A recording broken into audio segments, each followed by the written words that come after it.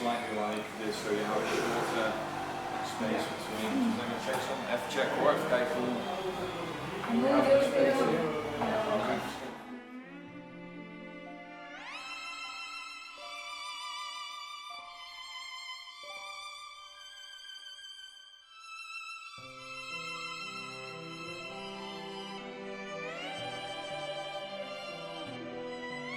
Since the beginning of days, men of all ages, tribes and colours had a love-hate relationship with the whiskers sprouting from their face.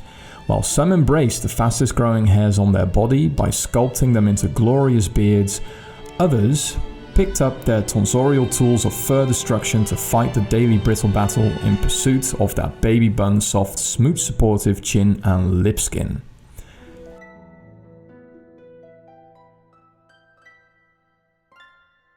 Hair, like most mammals, we, the Homo sapiens, are covered in it. The only difference between us and our furry friends is that we are not and never will be happy with our appearance.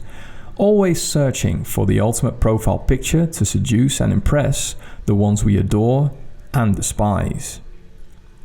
We desperately try to grow it on places where those last strands of strength fell out for eternity and beyond, but fight them equally furious on those parts of our body where this unwished for fuzz seems to thrive and flourish.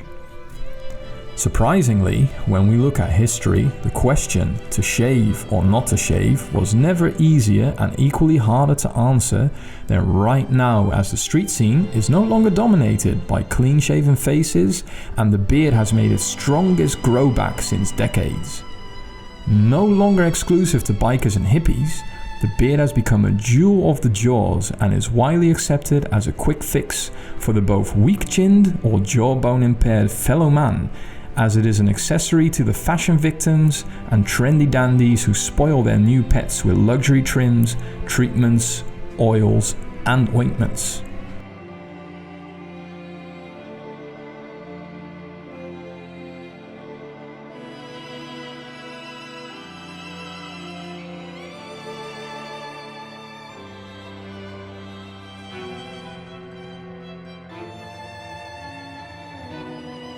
However, in these modern times, the sun's not only shining on our bearded brothers' foreheads, its warm rays softly kiss the naked skin of our shaved cheeks and chins as well, and it was never easier to keep them silky smooth.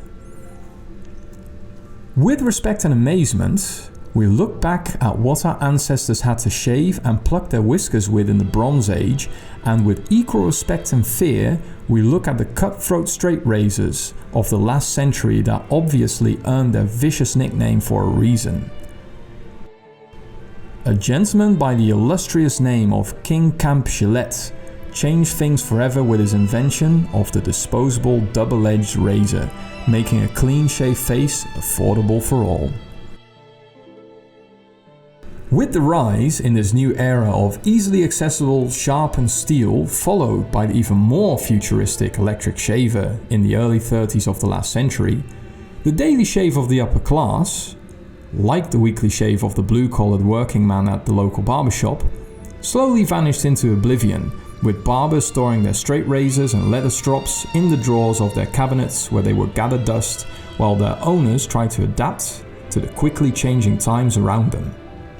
Not knowing that shit was about to really hit the proverbial van because of 4 boys from Liverpool called the Beatles.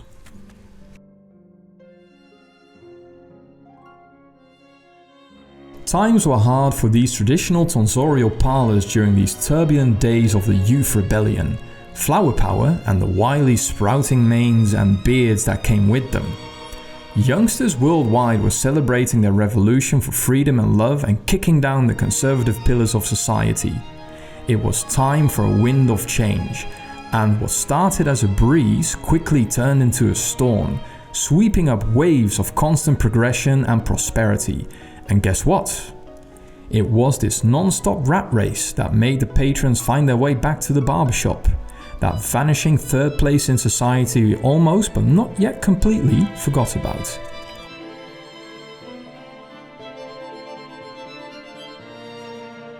Now, more than ever, people need places where time seems to slow down, where things stay the same and where they remember your face and name, not out of politeness or mandatory customer service, but because you're in a place where being a regular still has meaning and value, a place where unwritten rules are obeyed out of mutual respect, a place where light conversation, friendly banter, and the occasional pun amongst your peers are still considered a form of art that takes practice to perfect.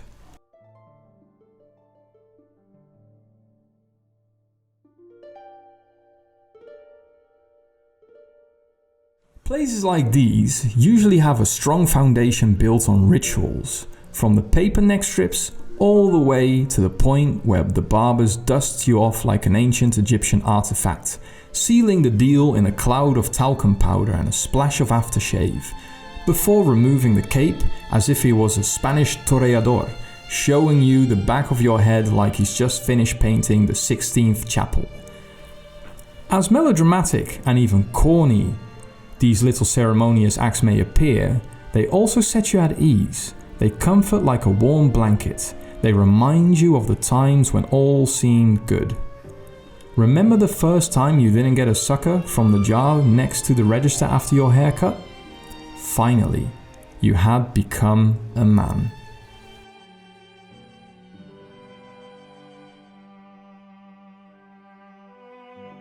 Of all these rituals, the straight razor shave is without a single doubt the one with not only the longest history, but also one shrouded in mystery and mystique. For isn't laying back in a reclined barber chair displaying your throat to somebody holding a piece of stainless steel honed to perfection the ultimate form of trust? What was once considered a necessary evil, getting a shave by a foul-breathed barber with dirty fingernails and a dull razor, has now become the ultimate form of pampering oneself, as the burden of shaving has grown into an art form performed by barbers around the world who have mastered the legendary 14 steps of reading and respecting the grain.